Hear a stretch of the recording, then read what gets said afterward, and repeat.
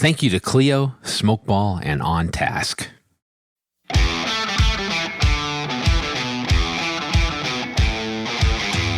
It's Legal Toolkit with Jared Correia. With guest Michelle Calcote King. We frankly just talk a lot about Succession on this one.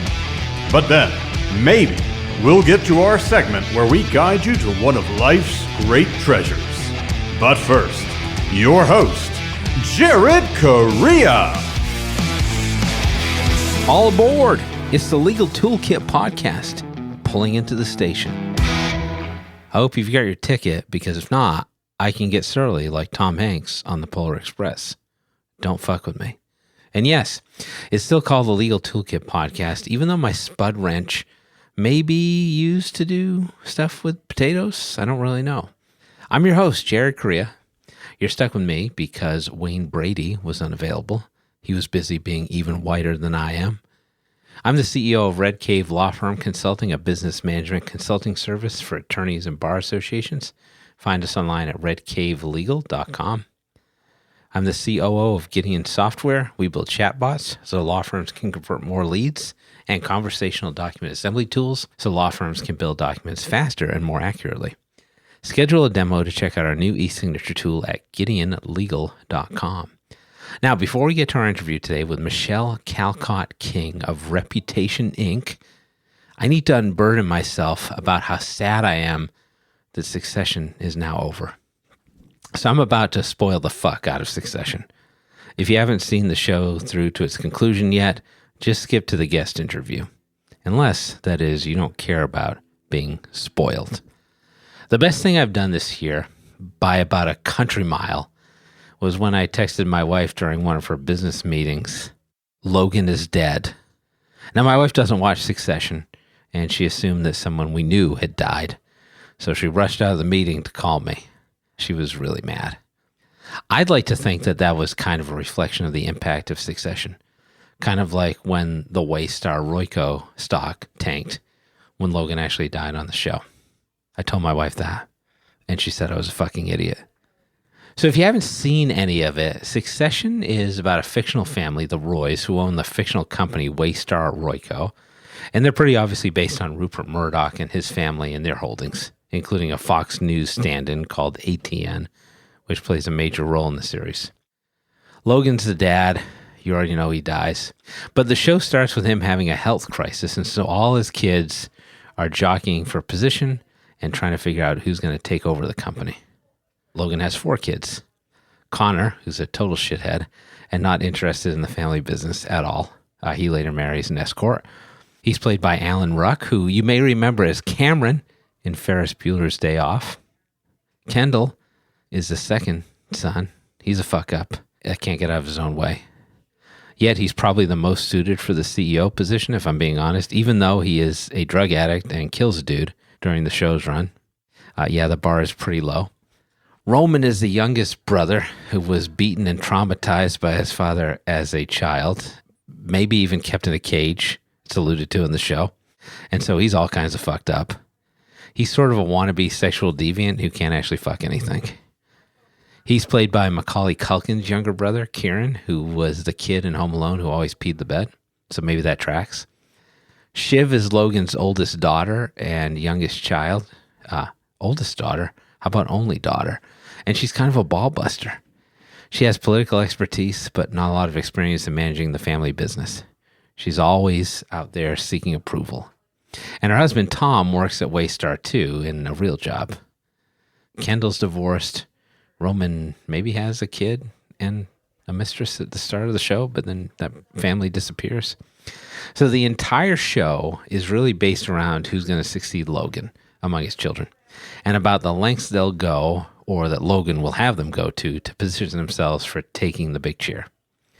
Now, Succession isn't my favorite TV show ever. I like several shows more. But it is a brilliant television series in its own right and has a lot to recommend it. Like that cast I just alluded to. Yeah, that's right. Ferris Bueller's best friend and Macaulay Culkin's brother are holding it down on the best TV show in the world. Brian Cox, who plays Logan Roy, is a Shakespearean actor who also happens to be the original Hannibal Lecter. Fun fact, He starred in Michael Mann's Manhunter in 1986. Jeremy Strong, who plays Kendall, is fucking amazing in this show, even though his method acting style only makes sense dramaturgically and apparently really pissed off Brian Cox. Sarah Snook, who plays Shiv, is a really complete actress, and she communicates a lot simply using facial expressions. Matthew McFadden, who plays Tom, is maybe the best character on the whole show, honestly. He's hilarious. He just crushes the one-liners time after time. He was Mr. Darcy in Pride and Prejudice, with some righteous sideburns, too. What's even more impressive is that while the show is scripted, it's heavily improvisational in practice, and the actors seem to play off each other really well. This makes dialogue seem natural pretty much at all times. And so it's no surprise that Succession is probably the most memeable show ever. And don't fret, we'll have more on the dialogue in Succession before we close the show. In fact, yes, we are embarking on a dramatic reading, so stay tuned. Even the supporting cast is great. Carl, the CFO, was the master of roasts this past season. Jerry, the chief legal officer and sometimes CEO, is kind of a savage and has an affair of sorts with Roman. Frank, the vice chairman, is Carl's best bud and is in and out of Logan's favor constantly. Well, so is everyone else, I guess. Cousin Greg is your favorite dipshit, grifter, suck-up, but his interactions as Tom's errand boy are the most consistently hilarious part of what Succession does. They even pull off these crazy casting tricks for minor roles, like the American cousin from Perfect Strangers is Connor's political advisor. Alexander Skarsgård rolls in as the CEO of Spotify. Excuse me, Gojo is what they call it. Adrian Brody is another tech CEO. Holly Hunter is a Waystar CEO at one point. James Cromwell is Logan's brother. Stephen Root is a religiously steeped political leader. Seriously, I'm leaving people out. But Succession has the most consistently excellent actors on probably any production ever, which is really what sets it apart. Now, I clearly love Succession, but it's been criticized too. Some people have trouble getting into the show, in part because it profiles a bunch of assholes. And admittedly, the show takes about a season and a half or so, maybe a half season, to really take off for you to really get into it. But the first set of episodes is maybe B+ versus A+, so there's not a tremendous difference there. And I mean, the I can't watch bad people on TV thing strikes me as kind of disingenuous when folks are out there watching shows like The Real Housewives of New Jersey. And these people are actors. So you're not going to read Othello because Iago is kind of a dick? Come on now. Also, have you ever heard of The Sopranos or Mad Men or Breaking Bad? Should I go on? And speaking of Shakespeare, I think Succession works so well because it's sort of like a stage play. It's like a modern Shakespeare play, in fact. And not like a cheesy modern reimagining of Shakespeare like Romeo and Juliet.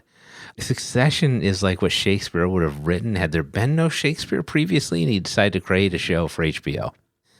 Succession is affecting and compelling without hitting you over the head with its themes. They're not trying to make direct, obvious, and overt allusions to Shakespeare. Jesse Armstrong and the show's creative team are simply making deep observations about the world around them in much the same way that Shakespeare was writing Titus Andronicus for his modern audience without trying to make callbacks to Shakespeare. Some folks think Succession gets far more credit for being more intellectual than it actually is, but I think those people couldn't be more wrong. I don't think it gets enough credit for that. One of the reasons Succession is so profound is because of its restraint. And yet there are clear echoes of Shakespeare in much of the show's plot, King Lear being the most obvious. Kendall has been seen as a perverse version of Prince Hal from Henry IV, Part 2. Richard III is illustrative of the Ken, Shiv, and Tom triangle and how it resolves. Julius Caesar is certainly inspiration for the funeral episode in the last season, featuring as it does 2 dueling eulogies. Tom and Shiv are the Macbeths. Lucas Matson sees his power like Fortinbras and Hamlet. Succession is Shakespeare without trying too hard, and that is right about in my wheelhouse as a former English major. But maybe the most impressive stroke of genius from the Succession team was that the show ended after only 4 seasons. And frankly, they could have done many more seasons. I was honestly sort of shocked that Succession ended as soon as it did. But because they ended on a high note, like George Costanza, the final season was totally insane. And they did some crazy shit that no one really expected. The entire season took place over the course of basically 1.5 weeks, focusing on the most important stretch of the Roy siblings' lives and ratcheting up the pressure to 11. Logan was killed off in the 3rd episode of the last season off screen. That's kind of like a theatrical mechanism too, no? When most people were expecting him to live until close to the show's end. It was kind of like how death occurs in real life too. Fast, shocking, never enough words to convey the gravity of the situation. So the rest of the season is, as Shiv calls it, a coronation demolition derby.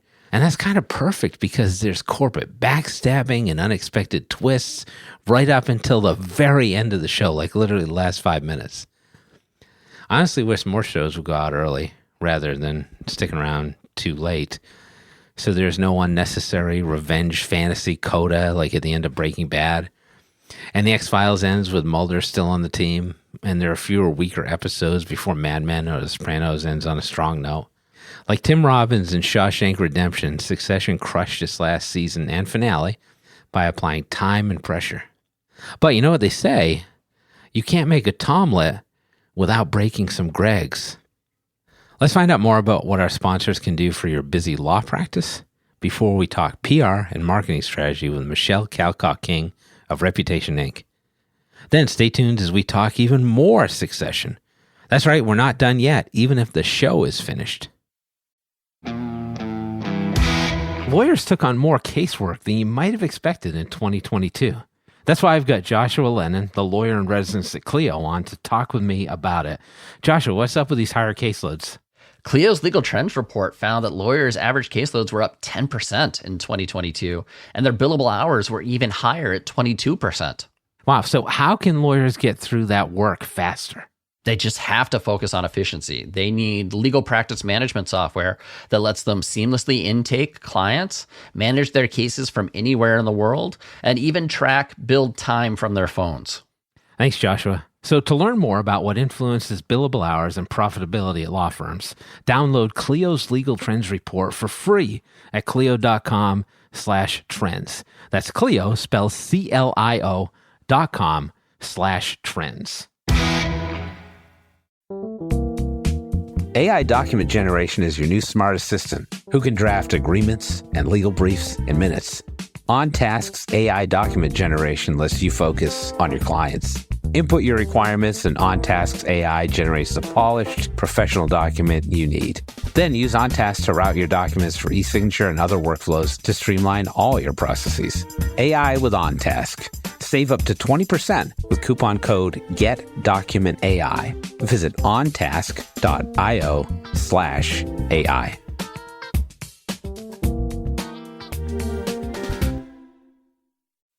Okay, let's get to the meat in the middle of this legal podcasting sandwich. Today's meat is pepperoni, sausage, and ham, which matches my daughter's pizza order from last night, of which she only ate one slice. Womp, womp. Story of my life. Michelle, how are you? I'm great. I'm going to intro people in a second as I relay my relative domestic bliss. You just heard from our guest making her first appearance on the Legal Toolkit podcast. That's Michelle Calcote King, who's the principal and president, both those things, at Reputation Inc. Yeah. Welcome to the show. How are you feeling today? Thanks for having me. I'm doing great. Yeah. Excited about this. Are you sure? I promise. I feel like that's a fair question. We were just talking before we started recording, and I think that if I've read this correctly, you spent some time in Jacksonville, Florida. I live in Jacksonville, Florida. Yeah. Mm-hmm. Yeah. Which is like just gigantic. It is the largest city by land size in the United States. Okay, good. I thought I had heard that. I have been in Jacksonville and have just been staggered by how big it is. And yeah, it's super spread out. Yeah, I got lost. It causes a lot of problems, honestly. Yeah, like how do you find your way around? Do you leave like a trail of breadcrumbs, or how's that work? Personally, I'm a bit of I stick to my little neighborhood and surround. Okay. I have friends that joke that I never cross the bridge over to the beaches. So I live in a very historic neighborhood right near downtown, and I tend to stick to that. Yeah. But if you talk to anybody, Jacksonville is a decent place to live, but it's got a lot of problems compared to other cities, and it all comes back to the fact that it is just so spread out. That's wild. Yeah. And your neighborhood is probably like the size of Texas, I would guess. No, my neighborhood is 1 square mile, and that's what I'm saying. I stick to that. Yes. That seems to be the safest way to do it. All right. Yeah, exactly. Let's talk about like legal related stuff. Yeah. So you've been in the PR space for a while, and I Yeah. always think that I don't know a lot of law firms that hire PR Really? agencies. No, I don't know. Maybe I'm talking to the wrong law firms. I don't know. Apparently, you found enough that you've been able to stay in business. So, like, why would a law firm hire a PR agency? From my perspective, it's a relatively rare thing to do. Yeah. Interesting. Well, so it's a niche. So what we do is we work primarily with B2B firms, so corporate firms. Right. So we don't work with, personal injury, those kind of firms. And what we are primarily do, I'd say the majority of our work is getting thought leadership published for attorneys. So kind of facilitating that process of getting them, quoted in articles, writing articles. A big portion of it is writing articles, getting them appearing on podcasts, and then a lot of award submissions. And I know that kind of there's a lot of negatives around awards, but it's a big credibility enhancer for firms. So things like chambers submissions, all the Law 360 profiles, the National Law Journal, ALM, they do a lot of looking for attorneys who specialize in this area, who have done big work in this, area, that kind of thing. So it's thought leadership and awards, which form the bulk of our work. And it's a pretty, like for law firms, especially your corporate firms, your traditional business firms, the ones we work with, that's the majority of the marketing that they do. They don't do all the SEO and, email marketing and stuff that you would kind of associate with traditional marketing. They're just publishing articles and making sure they're kind of positioned in those awards and profiles of attorneys doing the kind of work that they want to be known for doing. Yeah, let's talk about awards because that gets derided quite a bit, as you know.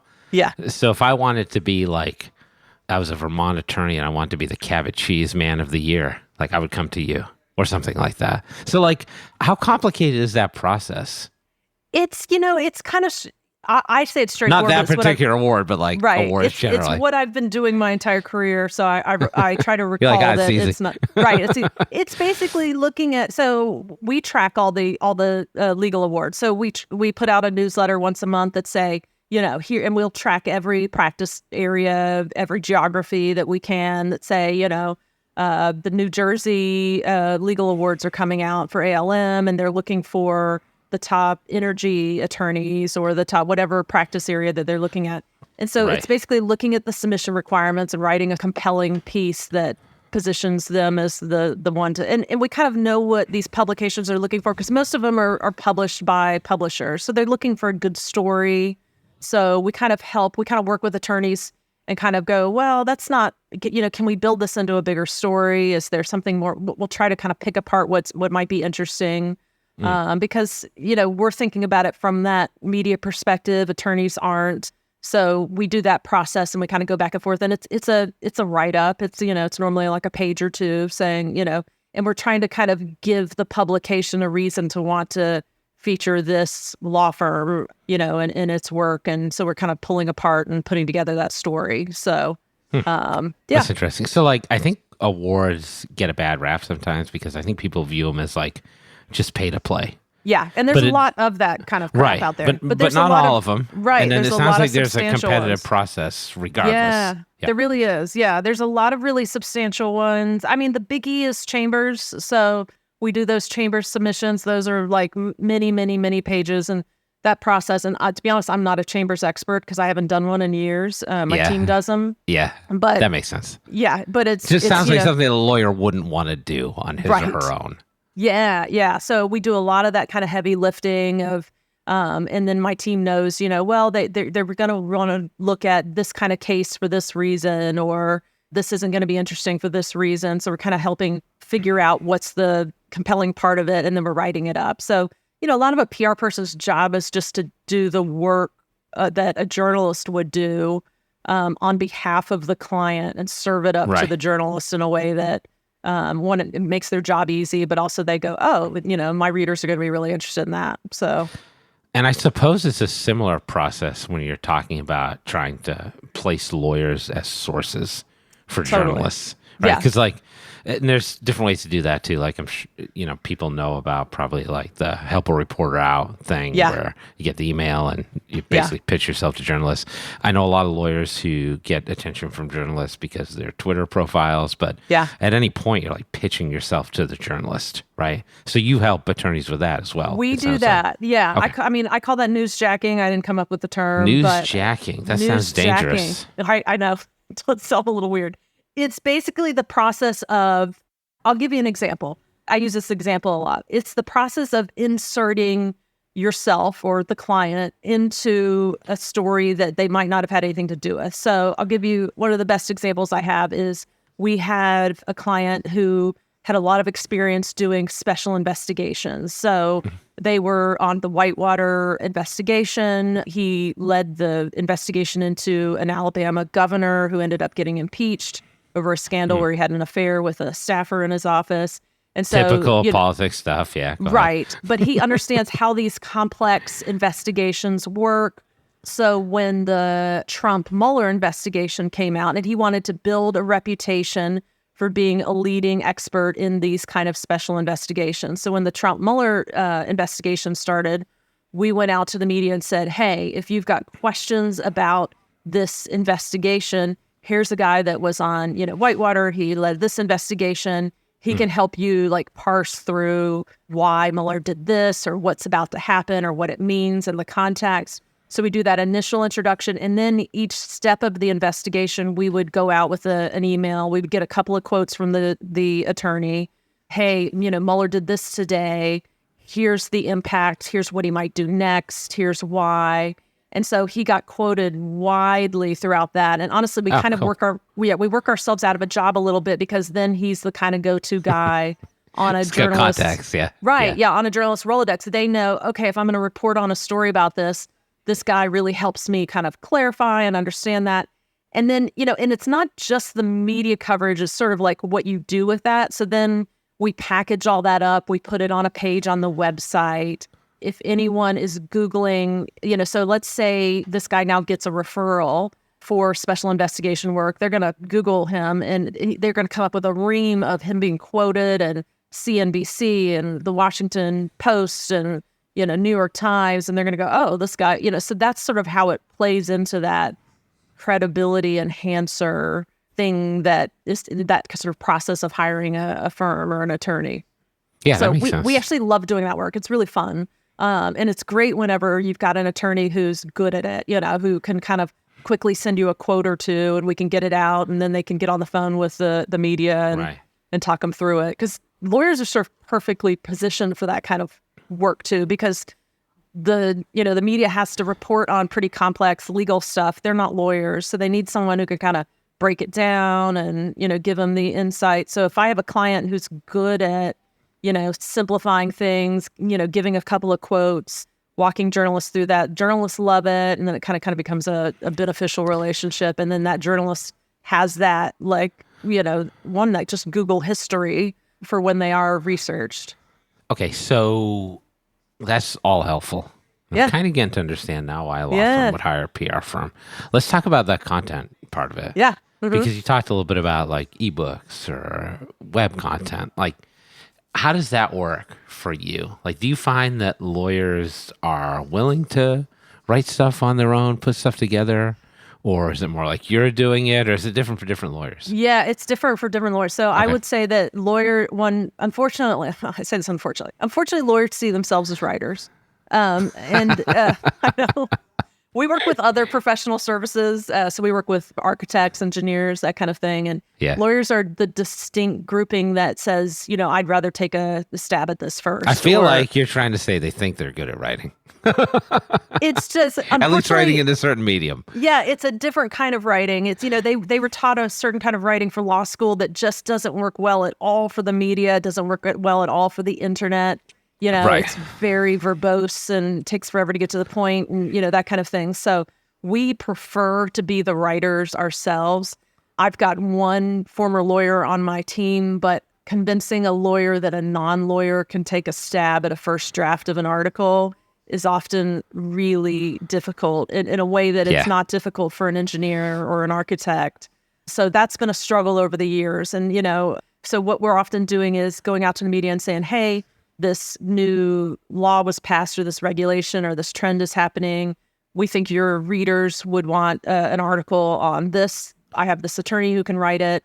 And because of how the media work, especially trade publications, they're very thinly staffed. They rely on what I call contributed content. So they want content written by people in the field doing the work.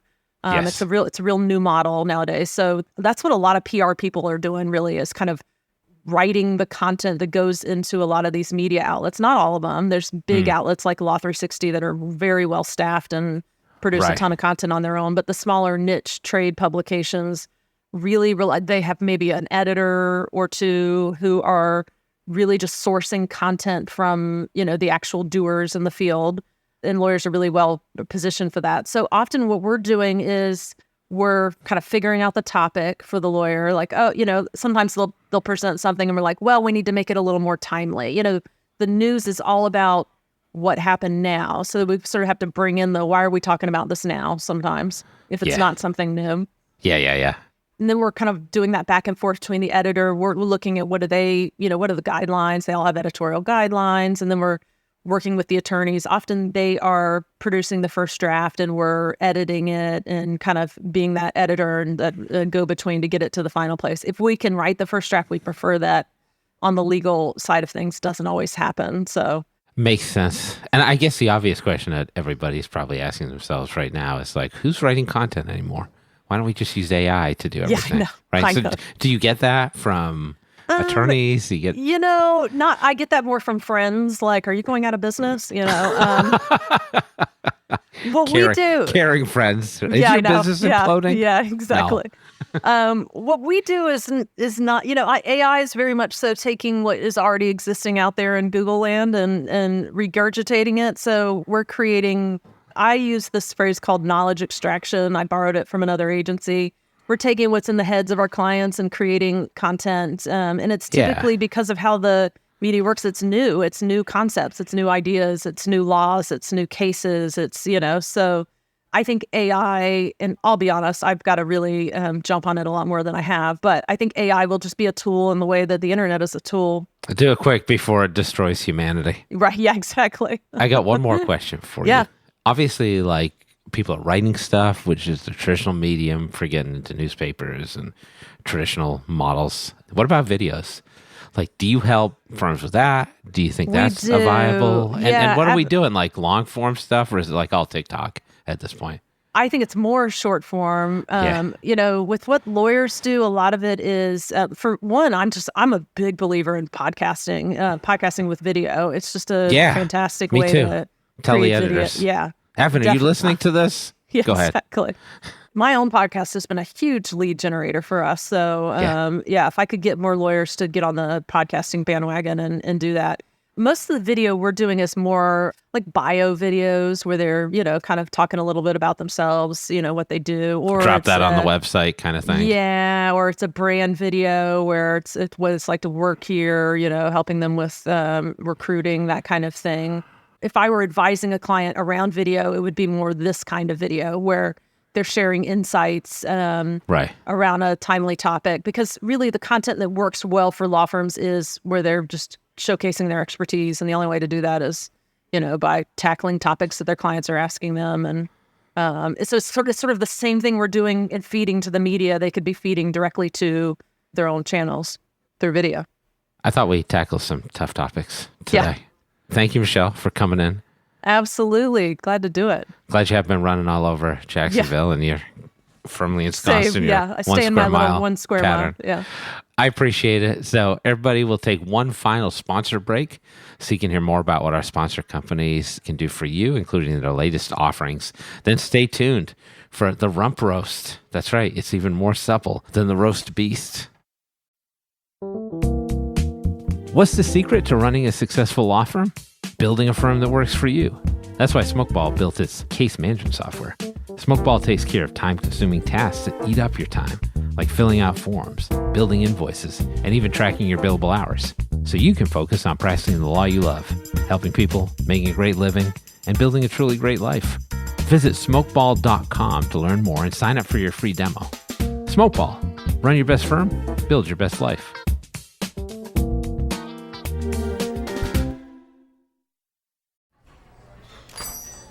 Hey, Guy, what's up? Just having some lunch, Conrad. Hey, Guy, do you see that billboard out there? Oh, you mean that guy out there in the gray suit?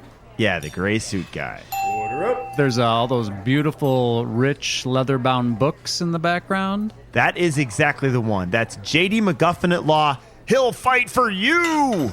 I bet you he has got so many years of experience. Like decades and decades. And I bet, Guy, he even went to a law school. Are you a lawyer? Do you suffer from dull marketing and a lack of positioning in a crowded legal marketplace? Sit down with Guy and Conrad for Lunch Hour Legal Marketing on the Legal Talk Network. Available wherever podcasts are found. Welcome to the rear end of the Legal Toolkit. That's right, it's the Rump Roast. It's a grab bag of short-form topics, all of my choosing. Why do I get to pick? Because I'm the host. As you just heard, I'm really broken up about Succession ending. It was such a great show. So to try and cope with my loss, the loss of Logan and everyone else, I thought I would host my own version of Succession and have my kids read some of the best dialogue from the show. Hopefully they don't fuck this up like Kendall fucked everything up. Because one day I want to pass this podcast along to them and they need to be ready. Clearly they don't know how to podcast because they're opening packages while I try to record this. I'm afraid they're not serious people. Now, let me just note that we'll be bleeping out what my kids say because we don't want them to be actually swearing. I'm not a monster. I have them using fudge for fuck, etc. All right, now that that's done, I'm going to bring them in. Okay, guys, you know I like the show Succession, and now it's over. But one of the reasons I like the show so much is that it had great dialogue. So I wanted to clip some of that dialogue and have you read it, mostly out of context. Joe, let's start with you. You got the first one. I've never made it this high in the f***ing building. They stuck me in LA with old Father Time. We were the pool boys, right? Frank Banana Cabana. You know who drinks milks, cans, and povers? I'm gonna take a Want me to live stream it? Bitches beat Caddy, but the king's my daddy. It's like Jaws, if everyone in Jaws worked for Jaws. His crew knows some unseemly venues. I danced with an old man. Yeah, he didn't want to dance, and they made us dance. He was so confused, I drank things that aren't normally drinks. Forgive me, but are we talking to each other on the poop deck of a majestic schooner? It's a salty brine stinging my weather-beaten face. No? Then why the f*** are you wearing a pair of deck shoes, man? My hunch is that you are going to get f***ed, because I've never seen you get a lot, and I've never seen Logan get f***ed once. Oh, pretty good. You deserve the Emmy. Your earlobes are thick and chewy like barnacle meat. Do you outscore your f***ery? You got your right brain for your TED Talks, your left brain for your killings.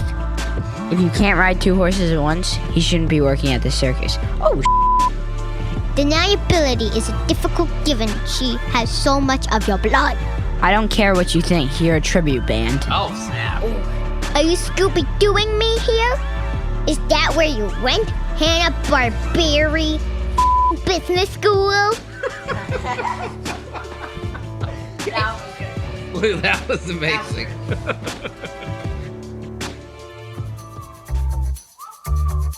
If you want to find out more about Michelle Calcote King and Reputation Inc., visit rep-inc.com. That's rep-ink.com, rep-inc.com.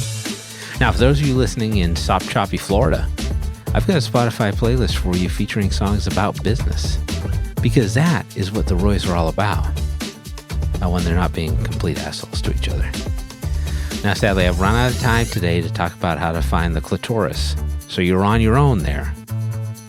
This is Jared Correia reminding you that you're a clumsy interloper and no one trusts you. The only guy pulling for you is dead, and now you're just married to the ex-boss's daughter, and she doesn't even like you. And you are fair and squarely fucked. But you might still be named CEO after you volunteer to become a pain sponge. That seems like a fair trade.